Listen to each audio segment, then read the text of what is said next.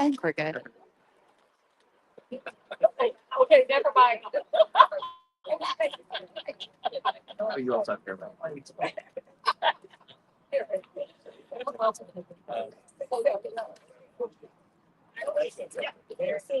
Your face.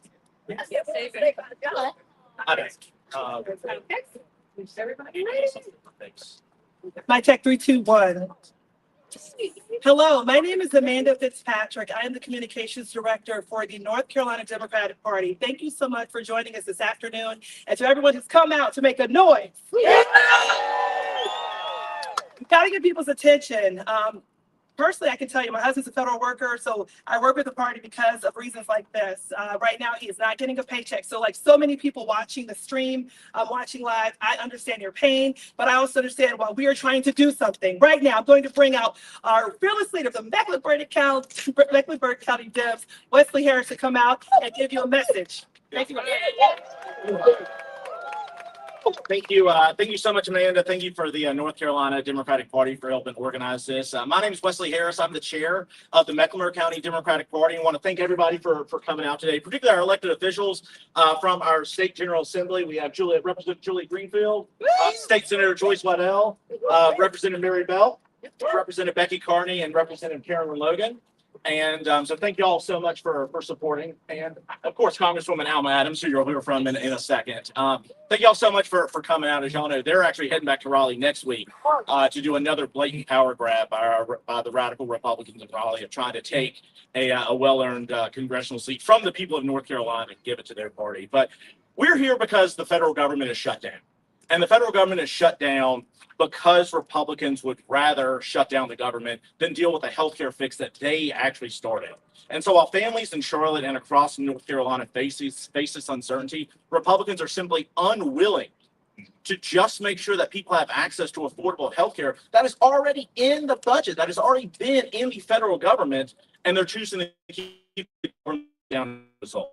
They are prioritizing their tax cuts for the wealthiest 1% of Americans than making sure that we have a government that actually works for the people that need the government the most, the people that are truly the backbone of the American economy, of the North Carolina economy.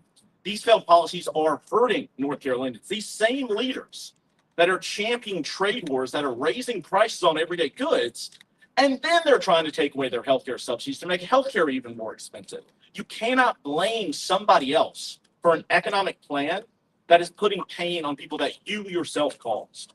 And so while President Trump and the GOP refused to negotiate, this republic was built on compromise. You know, I know that because when Joe Biden was president with only 50 senators, we not once had a government shutdown because we knew how to pass some of the most bipartisan legislation that was transformation in our country's history since the New Deal. We know how to come to the table. We know how to compromise. We know how to have a government that actually works for the everyday people. And so the fact that they are simply unwilling to even talk about it, trying to place the blame on the party that does not have the White House, does not have the majority in the House of Representatives, does not have the majority in the Senate, is the height of arrogance. And so the Democratic Party is going to be standing firm for our values. We're going to be standing firm for the people of North Carolina because we know we have to have a government that works for everybody. We have to have a government that invests in our people. We have to have a government that invests in our community. That is what people are sending our representatives to Raleigh for, sending our representatives to Washington for.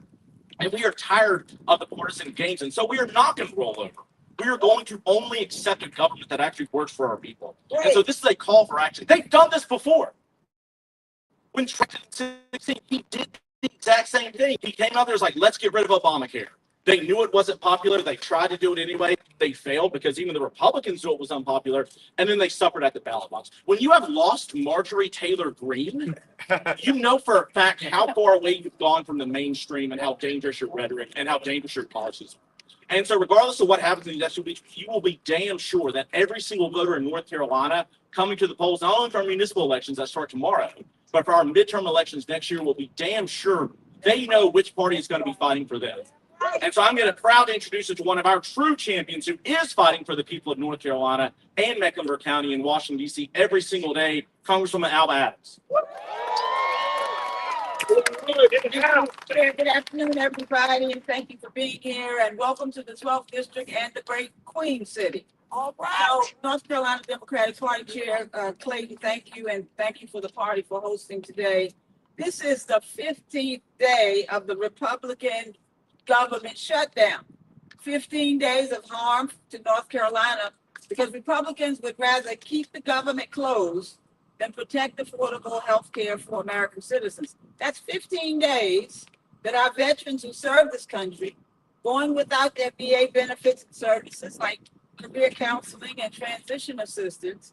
And it's 15 days that 110,000 constituents in my district, Social Security recipients, they're experiencing even more delays. And that means that 15 days, 35,000 small businesses in Mecklenburg County will pause, their loans will be paused. That's going to hurt their ability to stay open. And still 15 days, Republicans refuse to meet Democrats at the bargaining table to pass a bipartisan bill that will reopen the government and extend affordable care tax premium cuts to people who need it. So let me be clear, folks. No matter how often Republicans repeat those same old tired talking points, extending the ACA tax credits cannot wait. Cannot wait. Because right now, as many as 88,000 of my constituents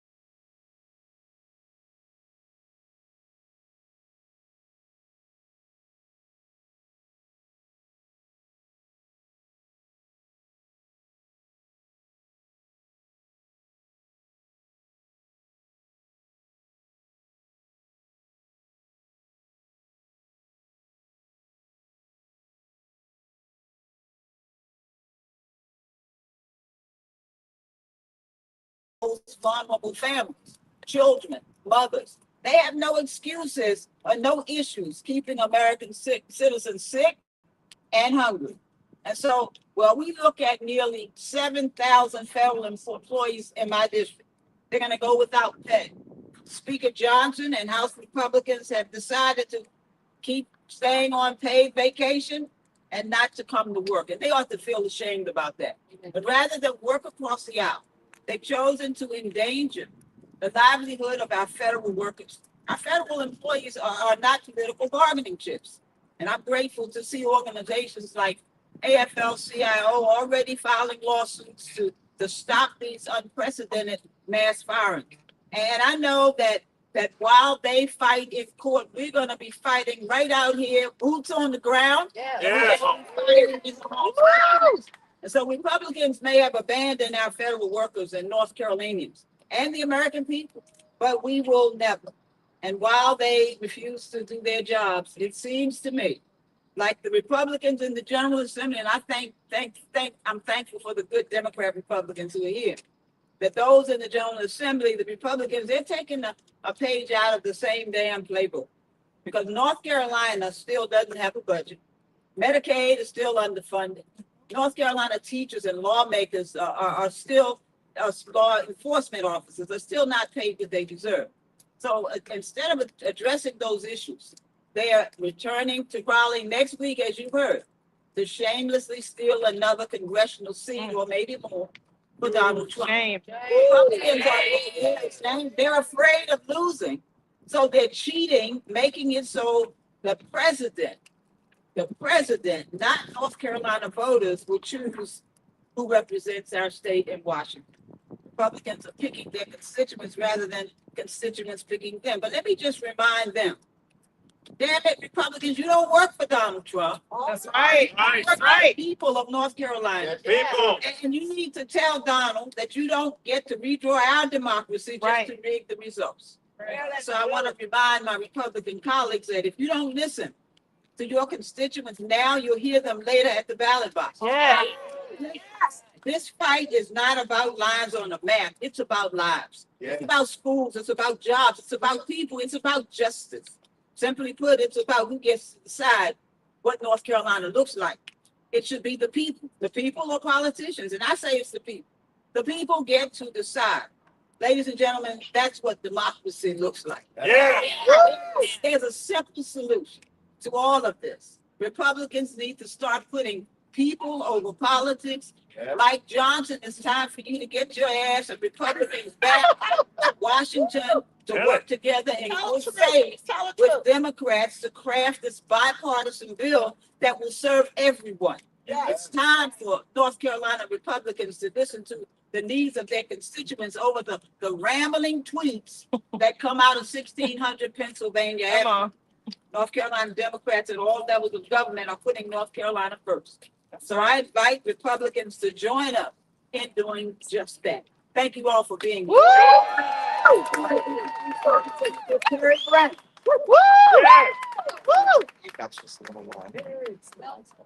Good afternoon. My name is Representative Terry Brown. I represent House District 92 in Southwest Mecklenburg County. And as Representative Adams just said, we're entering another week of the Republican government shutdown in Washington, D.C.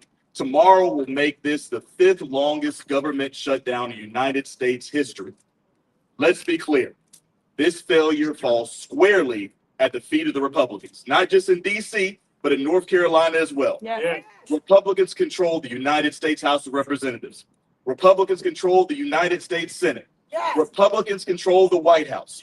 And yet, despite this complete unified control of our federal government, they are still refusing to show a modicum of leadership and a responsibility to show our people what they can do for the United States. And here on the state level, it's not better. The Republicans control the North Carolina State House and the North Carolina Senate, and now we are getting ready to go into over 100 days without a state budget, and over a month without fixing our Medicaid reimbursement rates. Let's be clear about one thing. If Republicans wanted to reopen the government and protect the people of this country and the people of this state, they would. Yes. But they don't want to. They don't believe in a government that works for the people. They don't believe in a government that works for people that look like the folks behind me right now. They don't want to make people's lives better. They would rather burn the government down and watch the ashes fall on the everyday American citizen. Over this summer, the president's one big horrible bill began the process of ripping away Medicaid from hundreds of thousands of North Carolinians. And last month, at the end of our General Assembly session, the General Assembly failed to properly fund Medicaid, leaving a gap of over $300 million, triggering rate cuts to providers and service cuts to patients across the state. That's not just numbers. It's not just dollars and cents. It's people's lives. Mental health in North Carolina just got an 8% Medicaid decrease, and wait lists are growing every single day. These wait lists affect families. They affect homes. They affect people's ability to make a living and take care of their children. People can't see the doctors that they need. Diagnoses are going missed, and long-term health consequences are growing every single day. The Republicans don't care. The Republicans shut down the government to prevent working people from having access to affordable health care. And instead of funding health care coverage and making our state healthier, they're doubling down on tax cuts for their wealthy friends. That's not the country, and that's not the state that I know we believe in, and the state that we deserve. There are 140,000 North Carolinians who are furloughed with no end in sight. That means they don't know how they're going to pay their rent. They don't know how they're going to pay their bills, their mortgage, their utilities, their kids' daycares. They're affected every single day because the radical Republicans in D.C. refuse to show a modicum of leadership. Food pantries across Mecklenburg County today are seeing a rapid number of veterans and their families coming to take advantage of their services, and they're already having to make the difficult decisions on how they're going to portion out food for the remainder of the year. That is a real effect. People are leaving the VA hospital and going directly to food pantries. That's not our America. That's not our country. This is an utter failure of leadership. Grocery store prices are skyrocketing. Grandma has to drive hours to get the healthcare coverage she needs in our rural hospitals. Utility bills are through the roof. All the while, the Republicans in DC and Raleigh are only worried about memes and drawing new congressional districts to bolster their numbers. That's not what they should be doing. Republicans need to reopen our government and do the work of the people, not bow down to the White House. They need to get it done now. It is my extreme honor to introduce to you Erin Soto, who is our neighbor out east in Stanley County. Erin. Good afternoon, everybody, and thank you for coming. It really means a lot to have so many people here to support us. My name is Erin Soto, and like Amanda, this is a personal story. For nearly 30 years, I had the honor of serving our country as a federal government executive at USAID, the agency that leads international development and humanitarian assistance. Our mission was to save lives, to fight poverty, and promote democracy all over the world, all in the interest of the American people. But that mission and my own livelihood came to a sudden stop. I retired and started a small business, and after 10 years, by January 2025, I had 3 federal government contracts. Those contracts provided work for 9 other people and countless vendors. Then, just after the new administration took office, those contracts were severed without warning, gone. And it was done in such a cruel and inhumane manner. I had no choice but to let the 9 people working for me, to let them go. Some of them right here in North Carolina. Then, the ripple effect you could see was immediate. In the first weeks, I was in shock. And everywhere I went, whether it was the grocery store, the bank, or the gym, and people would say, "Hi, Erin, how are you doing?" I'd say, "Awful." And I let them know why, and I let them know who was to blame, the Republicans. Yes.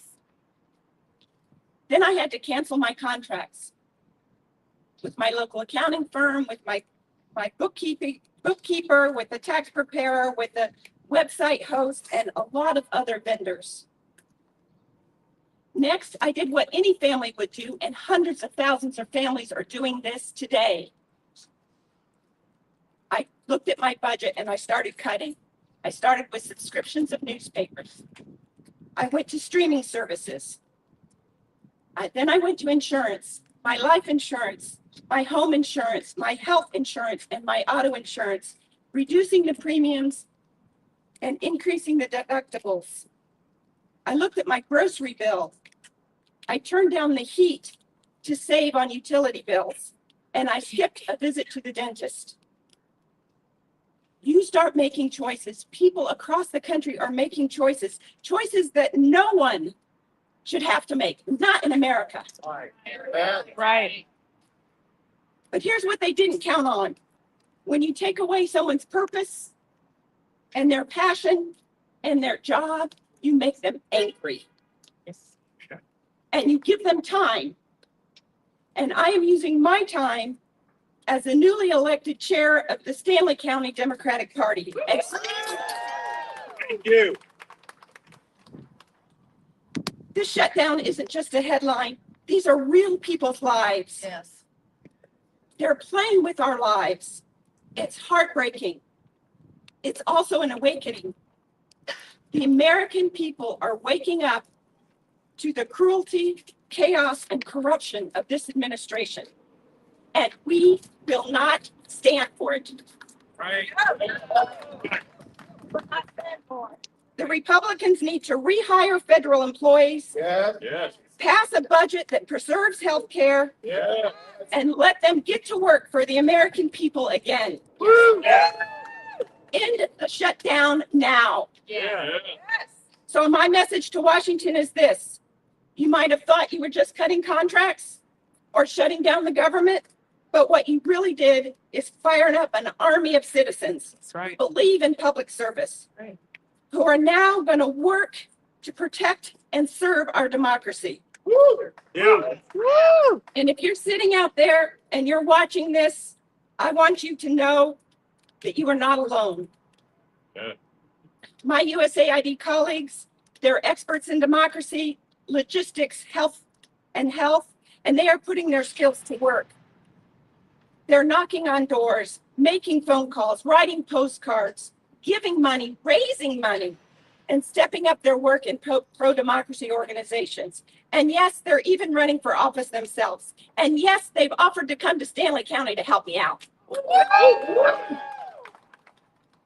So if you're watching this and you're thinking, I want to do something, I ought to do something, consider this your call to action.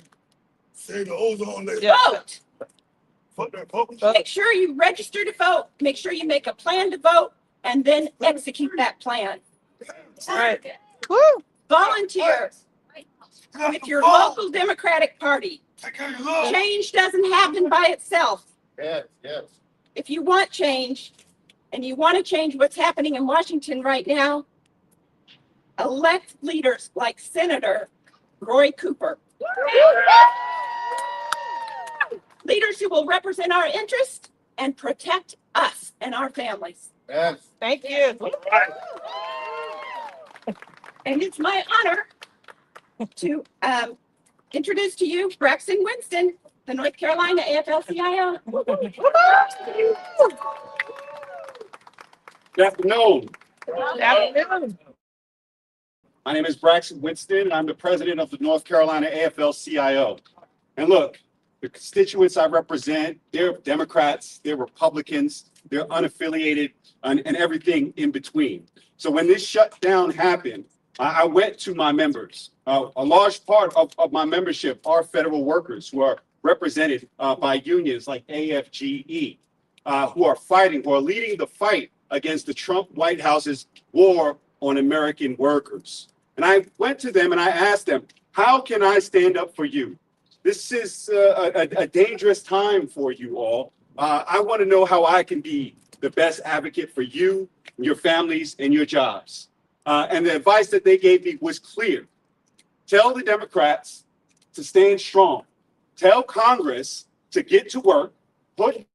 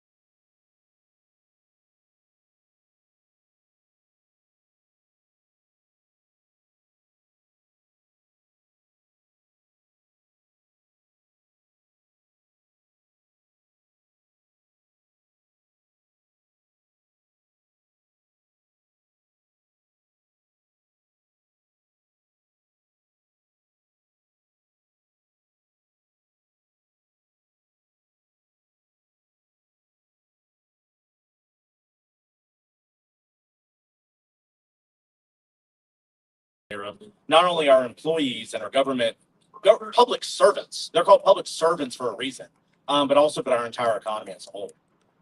Farmers, remember, Nancy, farmers. #1 industry in North Carolina.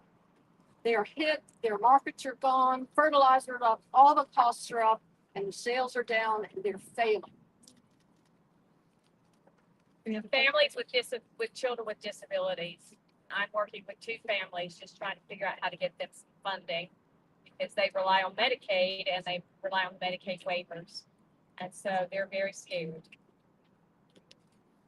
WIC program, SNAP program, many about seniors, many about elderly, depend on food from WIC to support their families and themselves.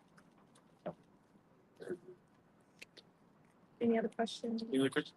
Any other questions? Okay, thank y'all so much for coming. Thank y'all. Thank y'all. Appreciate it. Thank y'all. Thank you.